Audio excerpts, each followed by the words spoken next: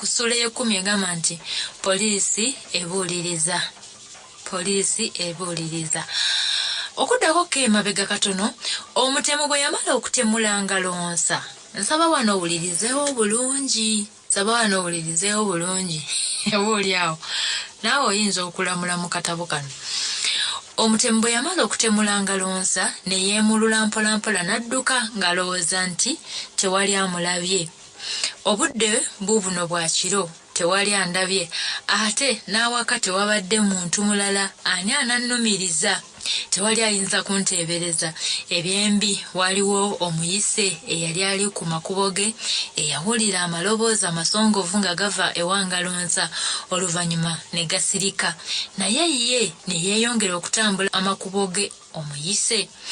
Aba amalayo bw'ati olukomera olwebunguludde enju eyalimu amaloboozi amasongovu, omulenzi eyali omuvubuka n'afubutuka mu lukomera olwo n'ajja ng'adduka. Omuyise yamwekanga bwekanzi ate oli n'aduma. Wayitawo akaseera katono, omuyise n'awulira akapikipiki akapapalira erudda eyo omuvubuka gye yali addukidde. Omuyise teyabisaako nnyo mwoyo ne yeddirawo wakaawe. N'omuvubuka naye muli yali mugumu nti omuyise tamwetegereza kuba ebweru enzikiza yali nnyingi. Kyokka nga bwe bagamba nti omumanye takootakoota, ne ssebo wange ono yakootakoota mu gaalumonde kuba yali amanyiddwa nnyo mu kitundu olw'okuba omukyakaze ennyo era omwepansipansi n'olw'envuga ye ey'ekimama gye yavugangamu kapikipiki ke. Ku lunaku lwe lumu akawungeezi, mukwano gwa Lonsa yayagala agenda amulabeko bawayeemu amuwe ne ku magezi ku nsonga ya muwala we eyali ataaluuse ng'ayita kuli. Takyawulira na bazadde be bye bamubuulirira. Bwe yakyama ewanga Lonsa n'alaba ng'ettaala ey'omu ddiiro eyaka nga n'oluggi lw'omuddembo luggule. N'agamba munda ye nti bano tebatya nansiri abateggala. Yali anaatera okutuuka ku nju n'akowoola nti abeeno abaamuno nga tewali kanyego, ab'ewaffe temuliiyo ng'era tewali kanyego. Bwe yasemberera enju n'alaba ekintu ekigundumadde mu ddiiro, n'atta ku bigere n'akengera yeetegereze. Yagenda okulaba nga ye mukwano gwe Lonsa agudde magalabanja mu ddiiro, n'atya nnyo. Lonsa yali taliimu kenyeenya ng'alinga afudde, nga n'ebintu by'omu ddiiro byonna biri sambalasambala. Yalowooza nti ayingire yeetegereze, n'atya nti si kulwanga omutemu akyali mu nju naye n'amukola akabi, nga ye bwe waba awamusangiriza ng'ali yekka n'omulambo anaaba akyegaanirawa nti si ye yamusse. Kyeyava akuba akaddannyuma n'addayo ewuwe. Yali atuuka bw'ati ewuwe n'asalawo ategeeze Polisi. Bo bwe banaamutuukako ng'akyalimu akassa be banaamuyamba ne bamutwala mu ddwaliro. Yali agenda okukyama ewuwe, teyakyama wabula yakwataliraga mu ttawuni. Bwe yatuuka mu ttawuni teyalonzalonza nga yeevumba akayu omuli essimu ey'olukale ng'anyoola nnamba 999 eya Polisi. Essimu yavuga omulundi gumu nga bagikwata. Omupoliisi eyakwata essimu yagamba nti Lutembe Police Station, tukuyambe ki? Ke yakuba essimu nti wuliriza bulungi. Omupoliisi kwe kuddamu nti yogera amatunteze. Ke yakuba essimu nti mu maka ga Lonsa agali ku luguudo oluyitibwa Wansolima mulimu omuntu afudde, mugende mulabe. Owulidde bulungi sebo? Ko omupoliisi nti mpulidde, naye gwe atukubidde essimu gwani era obeerawa? Eyakuba essimu bwe yawulira ebibuuzo ebimubuuzibwa yazzaako buzza ssimu teyaddamu, nga taasobole kubuuzibwa 45 ku bintu by'atamanyi. Kasita ye yali abategeezezza, yafuluma akayuka essimu n'atambula okudda eka ewuwe. Yatambula ayanguwa atera atuuke. Amangu nga Polisi emaze okufuna amawulire ago, yayungula abawanvu n'abampi. Yali Polisi ya mwaka kyeno maama ennungi eti. Yayungula abawanvu n'abampi ne batuma bagende balabe ekigudde mu maka ga Lonsa. Nga bwe bali bategeezeddwa ku ssimu, bwe batuuka ewangalonsa abamu ne bayimirira mu nju abalala ne bagyebungulula n'abandi ne beewogoma mu bifo ebitalabika mangu. Bonna bali bulindaala n'emigemerawala gyabwe mu ngalo nga bwe bagisonze mu maaso. Bwe bawulira akakubye ne bamaguka okulaba kiki. Abasirikale abayingira mu nju amaaso baagagukiza ku muntu eyali agaŋŋanamye mu ddiiro okugenda okumukwatako nga mukalu wajjo. Bonna baamaguka, buli omu n'akwata ku manduso y'emmundu ye ne beegabanyaamu ne beevumba ebisenge by'enju byonna okufuuza oba omutemu akyalimu. Yeekukumya ate nga bonna baali bulindaala okwambalagana naye. Baakebera buli wantu, wansi w'ebitanda, mu kabada na mu buli kafo omuntu w'ayinza okwekweka nga tebalaba muntu. Baafuluma ebweru ne bakuba tooki ku lukomera. Magambo yali yeerimbise ku lukomera ng'ajja yeekookoota. Omusirikale omu kwe kumulaba n'agamba nti wuuyo ku lukomera omukwatemu. Magambo bwe yawulira ebyo n'agamba, wano wafiira muloge. Ng'ayota ne byolera. Bagezaako okumugoba naye nga ng'omulenzi amasuka ng'angabi okutemya n'okuzibula ng'ababuzeeko. Baddayo ku nju nga beesooza okulaba ng'omuntu eyali ateeberezebwa okuba nga ye mutemu abayise mu myaganya gy'engalo n'ababulako. Bwe baddayo mu nju beeyongera okwekenneenya ebintu. Olw'okuba enkuba yali etonnye ku olwo, abasirikale baasobola okulaba ebisinziiro by'engatto mu ddiiro bya mirundi ebiri. Bwe beetegereza ennyo ng'ebisinziiro ebimu bifaananira ddala n'eby'engatto z'omufu. Ebisinziiro eby'omulundi ogwokubiri byali bya ngatto ez'ekika kya lusejjera era nga zirabika zaali ntonotono. Amangu ago abasirikale baalowooza nti ebisinziiro ebyo byandibanga by'eby'engatto z'omutemu. Nga beeyambisa ebyuma byabwe, abasirikale baakuba ekifaananyi ky'ebisinziiro eby'emirundi gyombi.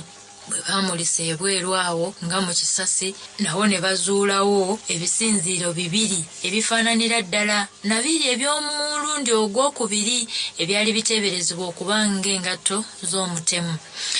Newankubadde ettaka lyali gonvu, naye ebisinziiro bino byali tebisse nnyo mu ttaka, ekitegeeza nti omuntu eyali ayambadde engatto ezo yali muntu mutonotono atazitowa nnyo.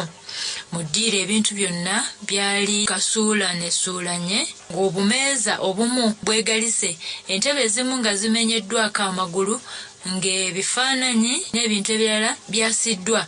Kino kyali kiraga nti waaliwo akasiitaano wakati w'omutemu n'omufu. Omufu yali yeebase mu kitaba ky'omusaayi ogwali guvudde mu kiwundu ekyali ku mutwe era nga kirabikira ddala ekiwundu ekyo kye kyamuviirako okufa. Okugulu kw'entebe okumu kwasangibwa mu luggya nga kuliko omusaayi era kiteeberezebwa nti omutemu ayinza okuba nga n'okugulu kw'entebe okwo kwe yakompoza omufu mu kawompo n'akaasa. Okugulu kw'entebe baakussa mu mmotoka bagende beeyongere okwekebejja era baatwala ne ku musaayi gw'omufu n'omusaayi omulala ogwali mu kasonda k'eddiiro awaali waatikidde eccupa. Oluvanyuma nga bazeeyo bwe baakebera omusaayi guno mu byuma byabwe, kyazuulibwa nti omusaayi ogwali ku kugulu kw'entebe gwali gufaananira ddala n'ogw'omufu. Ekyo ne kikakasa nti okugulu kw'entebe kye kissi ekyeyambisibwa okutta omufu. Kyokka omusaayi ogwasangibwa mu kasonda k'eddiiro awaali waatikidde eccupa gwo gwali gwa njawulo nnyo ku gw'omufu n'ogwasangibwa ku kugulu kw'entebe. Ekitegeeza nti osanga omusaayi ogwo gwava mu mutemu ng'omufu mu kwetaasa yamukanyugira eccupa n'emusala. Bwe baali tebannaddayo ku kitebe kyabwe, abasirikale beeyongera okukebera buli kisenge ne bakizuula nti okuggyako mu ddiiro ebintu ebyali bisuuliddwa, ebintu by'omu kisenge byali birabika ng'ebyali bitakwatiddwako era nga oboolyawo tewaali bibbiddwa. Kino kyalowoozesa abasirikale nti osanga omutemu teyali mubbi ng'era oboolyawo omufu yamuttira nsonga ndala.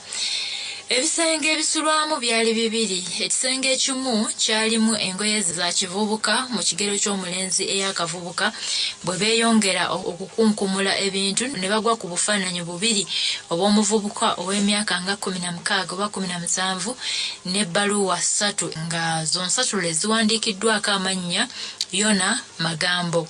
Mu kisenge ekyokubiri omwo mwalimu engoye za kisajja kikulu, mwalimu ekitabo n'amabaluwa ebiwandiikiddwako amannya ga Elisa Ngalonsa. Mu nju yonna temwalimu kintu kyonna kiraga nti musulamu omukazi. Abasirikale bwe baamala okukebera wonna wonna mu nju okwekebejja ku buli kintu, ne bagenda ku nju ez'okumuliraano beeyongera okubuuliriza. Batuuka ku nju nnya eziriraanyeewo. Ku nju ezo zonna ennya abantu babiri bokka ku muliraano ogumu be baali bawulidde amaloboozi amasongovu nga gava ku ludda oluliko amaka ga Elisa Ngalonsa, naye ne batasaayo nnyo mwoyo kuba amaloboozi gaasirika mangu. Ab'emiriraano emirala egisigaddewo bo bwe baabuuzibwa, abasirikale baabategeeza nti baali tebalina bye bawulidde mpozi olw'okuba mu kiseera ebintu ebyo bwe byagwirawo baali ku leediyo zaabwe nga bawuliriza amawulire. Abasirikale bagenda kuba omuliraano mu maka ga Ngalonsa era bonna ne bakakasa nti omufu ye Ngalonsa abadde nnyini maka. Baategeeza abasirikale nti omugenzi yali yayawukana dda ne mukazi we era nti mu nju yali asulamu na mufumbiro we yekka. Okwogera ebyo ng'omusirikale omu atolobye ekkalaamu ku lupapula ng'awandiika buli ekyali kyogerwa. Yabuuza amannya g'omufumbiro w'omugenzi Ngalonsa n'obukulu bwe. N'ategeezebwa nti amannya g'omufumbiro ye Yona Magambo nga wa myaka nga 16, 17 oba 18. Omusirikale omu yaggyayo obufaananyi obubiri bwe baali baggye mu kisenge mu nju ya Ngalonsa. Ab'omuliraano bonna ne bakakasa nti ye Yona Ngalonsa omufumbiro w'omugenzi. Era abamu ne bategeeza nti ku lunaku olwo lwennyini akawungeezi baali bamulabyeko awo mu luggya. Omusirikale yali awandiika yasaba bamunnyonnyole ekikula kya Yona Magambo. Ne bamunnyonnyola nga ye bw'awandiika mu katabo ke bye baali boogera. Omusirikale era yeeyongera okubuuza ku eyali muka Ngalonsa. Ne bamutegeeza nga kati bwe yafumbirwa omusajja omulala era ne bamutegeeza amannya g'omusajja n'ekifo gye babeera.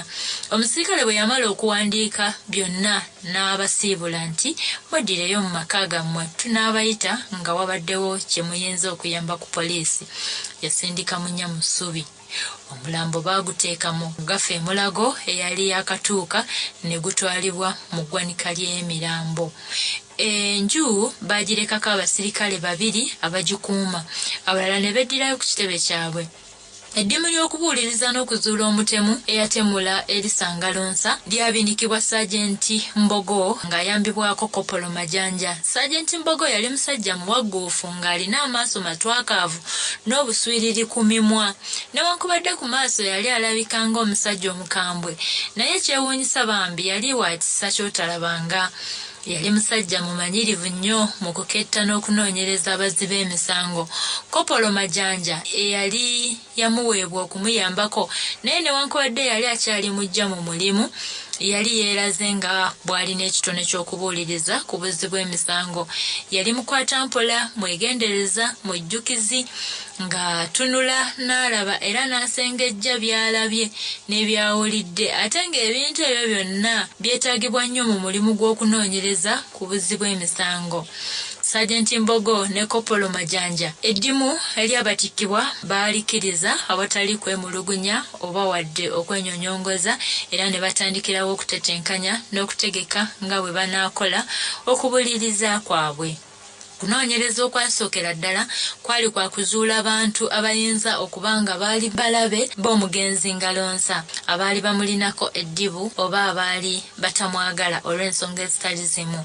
Okubuuliriza kwanyinyitira era okugenda okukakana nga bazuddeyo abantu nga 5 abateeberezebwa okuba n'ensonga eyinza okubaagaza okumalawo obulamu bwa Ngalonsa, nga mu bo mwe muli mukyala Petula Nvannungi eyali mukazi we amalamu Nobeko, Mwami Seguya eyali bba wa Nvannungi, omusajja Balaba eyali abanja omugenzi omuwala babiri Ngalonsa gwe yali aganzizza, n'omuvubuka Lusajja Subi eyali avuganya n'Engalonsa ku muwala babiri. Bano bonna bazingibwa kinnoomu ne babuuzibwa akana n'akataano bategeeze gye baali mu kiro eky'olunaku n'essaawa ezisangalo nsawo yatemulwa, era ne babuuzibwa n'abajulizi abakakasa nti ddala baali mu bifo ebyo gye baali mu kiro ekyo ne ku ssaawa yennyini obutemu bwabeererawo. Abajulizi nabo oluvannyuma baabuuzibwa okulaba oba tebakubagana mpawa n'ababajulidde.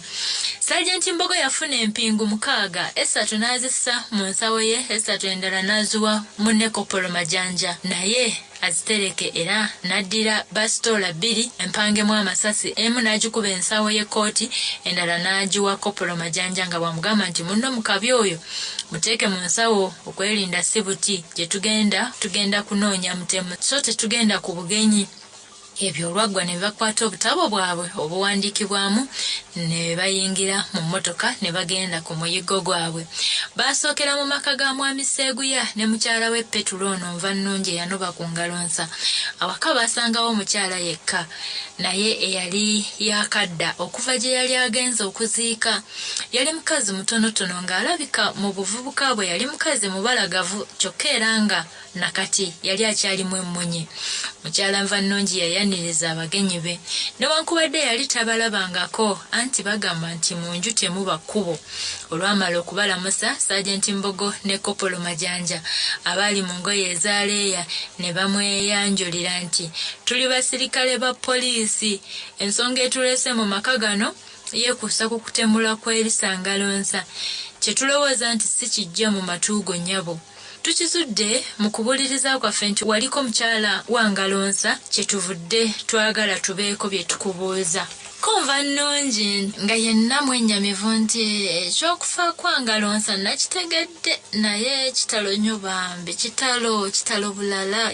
Ngalonsa koza abakyala tebakyawa Ngalonsa bambi.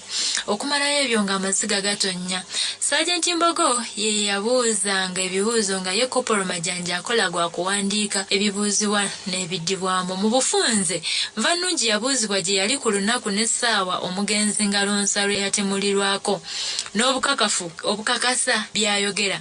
Nvannungi yategeeza abasirikale nti okufa kwa Ngalonsa kwamusanga amaze ennaku 2 nga tali mu kitundu.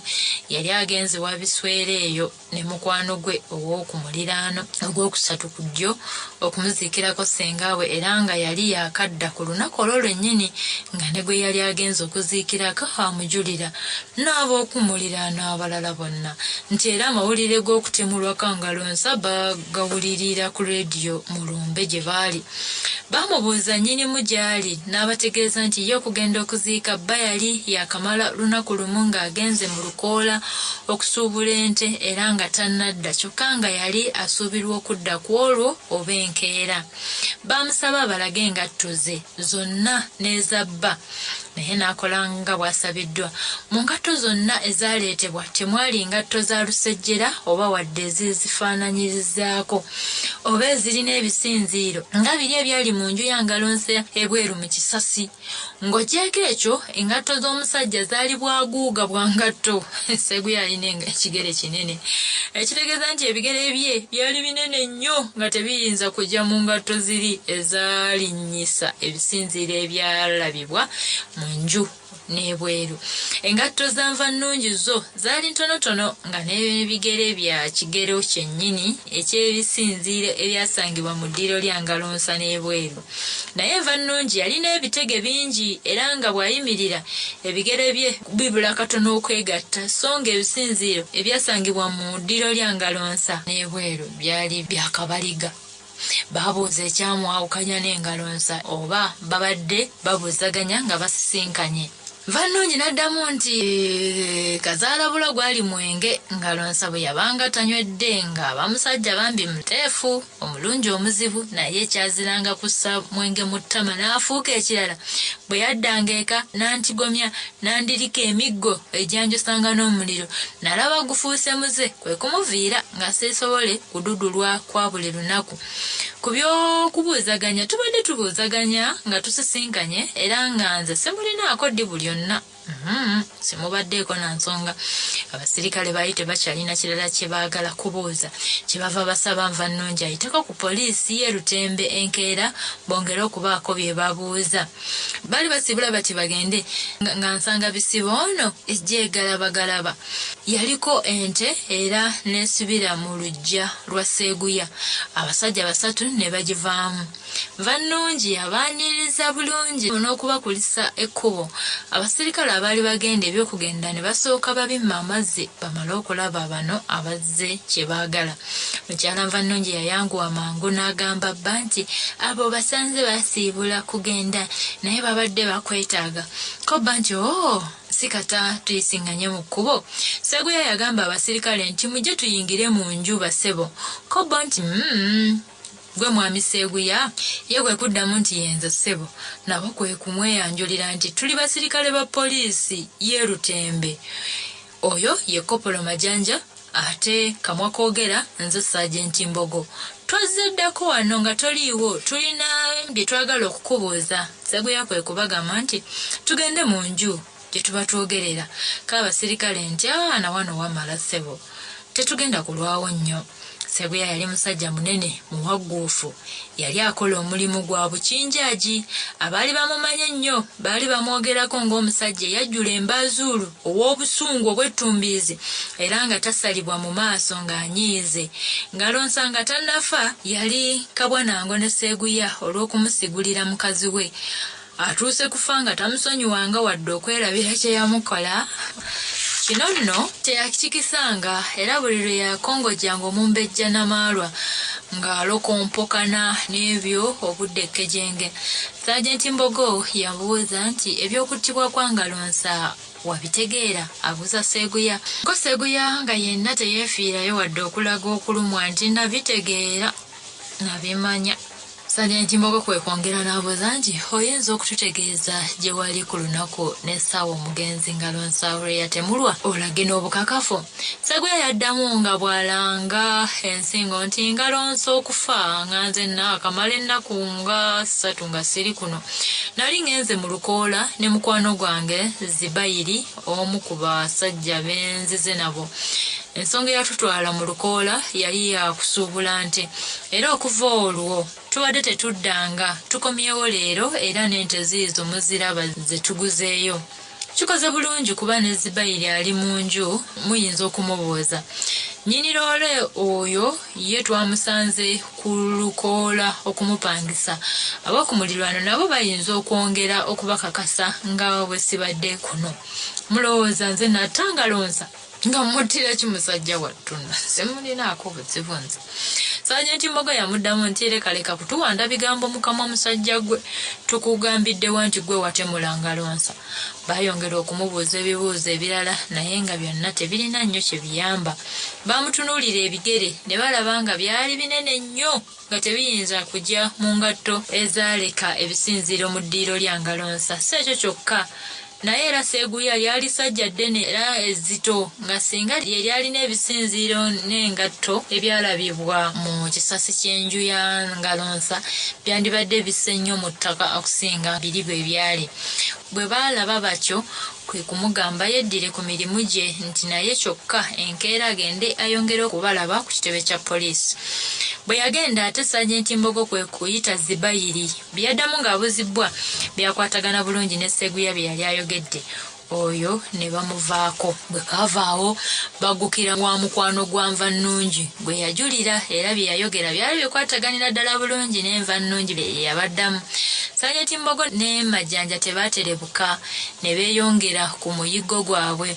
Babirye okutwalira wamu yali yava dda mu ssa ly'abawala nga mukazi mukulu naye nga ye yeeyisa mu ngeri ya buwala era ng'asinga kwagala kumuyita buwala. Saagala bakazi bwe batyo. Yalina kyeyombekedde bakazi banne nga bamuyita mukazi musajja olw'obukalukalu bwe. yali mukazi ateemutyamutya era nga bwe yeegomba omusajja teyeefettafetta amugambirawo kyalowooza. Era yali takirabamu kabi wadde okusangamu obuzibu okugattika abasajja ng'ebikooyi. Oluusi kino kyamuviirangamu akabi, abasajja abamu ab'embazuulu ne bamubikka emiggo egyamwosanga n'omuliro. Ngalonsa y'omu ku basajja be yayagalanga. Naye Ngalonsa bwe yakigukamu nti kabiyitewe alinayo omusajja omulala n'agamba nti tondabanga ojoganga balala, n'amulirika emiggo mizibu. Ezo engoye n'azimuyuliza ku mubiri, n'amutaagulataagula yenna nga bwakomekereza nti omusajja oyo gw'ayagala bw'ataamuveeko ajja kumutta. Omusajja kazaala bulya babiri gwe yayagalanga ye yali Lusajja Ssubi. Ngalonsa teyakoma awo, ekiruyi ky'okumwagalira omwagalwa we nga kikyamuliko kimusoya, ne Lusajja Ssubi yamulumba ewuwe ne beeriga ne kabaggwa.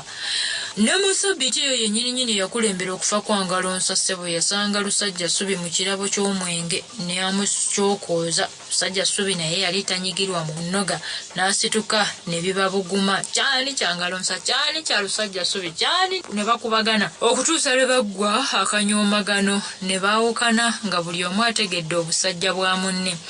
Bwe weekenneenya embeera eyo olaba nga waaliwo obukyayi n'obulabe wakati wa Ngalonsa n'abaagalana babiri ne Lusajja Ssubi ebyali biyinza okubaagazisa okuggyawo Ngalonsa basobole okwagalana nga beetaaya era nga tewali abakuba ku mukono.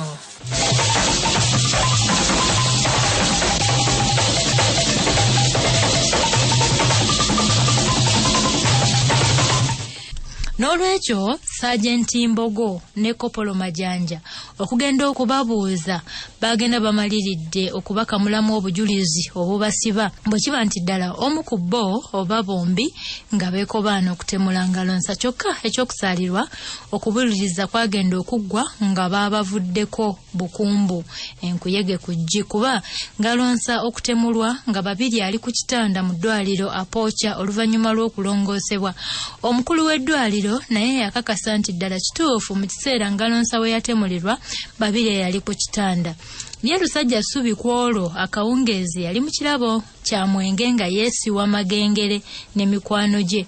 Batandika okunywa ku ssaawa nga 12 ez'akawungeezi era ye ne banne tebaaseetuka mu kifo okutuusa nga ku ssaawa 6 ogw'ekiro. Omutunzi w'omwenge ne mikwano gye be yali nabo baamujulira bulungi. Ekirala, Lusajja Ssubi yali mulemamu katono mu kigere kye ekimu. Yatambulanga awenyera ng'ekigere ekirema akisimbya ng'akangaladde. Ekyo kyali kitegeeza nti tayinza kuba Lusajja Ssubi eyalinnyisa ebisinziro by'engatto ebyalabibwa mu ddiiro lya Ngalonsa n'ebweru w'enju kuba byo byali bitereevu.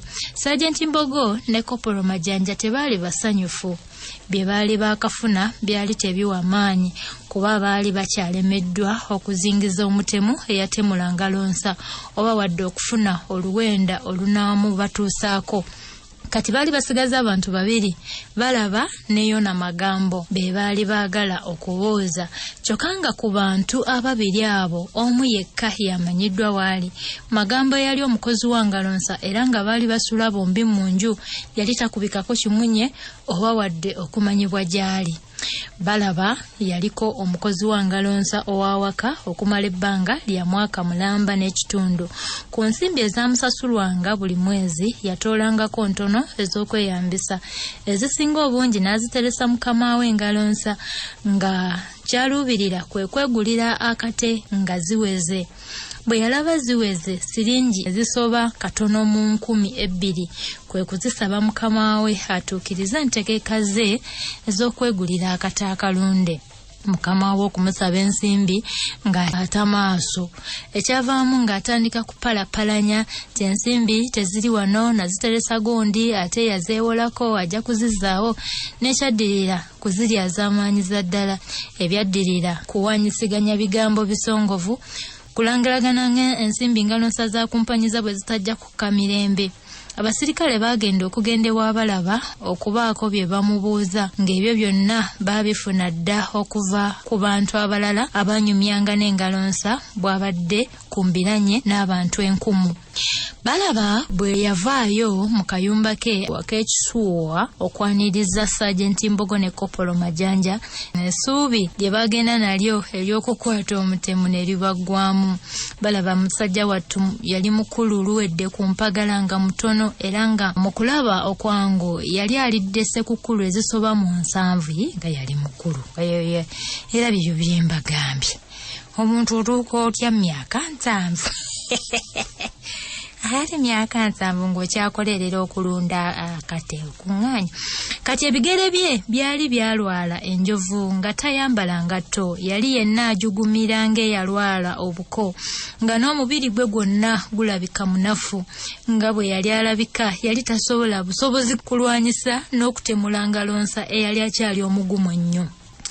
Kino kyali kirabwa n'omwana omuto era ekyo kye kyamalira ddala Sajenti Mbogo ne Kopolo Majanja essuubi lyonna lye baali bagenze nalyo.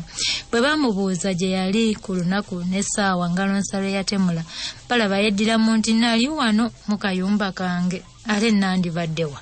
Bwe yabuuzibwa oba alina omujulizi yenna ayinza okumujulira nti ddala yali waka, balaba yaddamu nti nze sirina mujulizi, wano nsulawo bwomu, kayali ani ananjulira. Okwogera okumubuuza ebibuuzo kwalinga okwonoona ebiseera. Abasirikale baasiibula ne baddayo ku kitebe kyabwe ng'essuubi libasigadde mu kunoonya n'okukwata Magambo bamubuuze. Nga bazzayo ku kitebe kyabwe baweereza ekirango n'akafaananyi kaayo na Magambo mu mpapula z'amawulire nga basuubizza n'ekirabo kya siringi 50,000 eri oyo yenna anaabazigirirayo na Magambo we yeekukumye basobole okumukwata. Enkeera ekirango kya poliisi n'ekifaananyi kyayo na Magambo byafuluma mu mpapula z'amawulire era abasirikale ne babeera bulindaala nga balinda kutemezebwako kyokka nti guuli wali nga bagenda kumuyoola. Ku lunaku olwo lwe lumu Seeguya ne mukyala we Nvannungi ne Lusajja Ssubi bagenda ku kitebe kya poliisi nga bwe baali basabiddwa. Buli omu yasabibwa ettondo ly'omusaayi gwe, oluvanyuma ne babagamba beddireyo. Omusaayi gwa buli omu bwe gwakeberwa mu byuma gwonna gwasangibwa nga tewali gufaanana na guli ogwasangibwa ku nju ya Ngalonsa. Kino kyayongera okwejjeereza abantu abo bonsatule abaali babuusibwabuusibwa n'okuteeberezebwa nti bandibanga omu ku bo ye yasanyawo obulamu bwa Ngalonsa, mpozi nga baali baguliridde bugulirizi muntu mulala amutemule. Poliisi yeddanga yali nnungi. Neetuuka ne ku bino nga tetulugunyizza muntu oba okumukuba. Nga balungi bano baali ba pulezidenti Anyondo baabo yali omulungi batyo.